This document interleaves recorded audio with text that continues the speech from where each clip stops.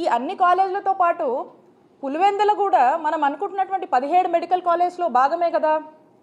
పులివెందుల కూడా ఈ రాష్ట్రంలో భాగమే కదా, అదేదో ఫారిన్ కంట్రీలో లేదు కదా. ఎందుకంత కోపం మీకు, ఎందుకంత కక్ష మీకు పులివెందులు అంటే? వీళ్ళ తాపత్రయము తపనంతా కూడా కొత్త మెడికల్ కాలేజ్ తీసుకురావడం కంటే ఇక్కడున్నటువంటి ఎంతో ఆశతో హోప్తో వైద్య విద్య చదివేటువంటి విద్యార్థుల ఆశని మరి డెస్ట్రాయ్ చేస్తూ, వాళ్ళ తల్లిదండ్రుల ఆశని డెస్ట్రాయ్ చేస్తూ మీరు ఎందుకు ఇలా ఆలోచిస్తున్నారని కనుక మనం చూసినట్టయితే దీనికి కారణం ఏంటంటే ఒకటే, వాళ్ళు ఎంచుకున్నటువంటి ఫిలాసఫీ.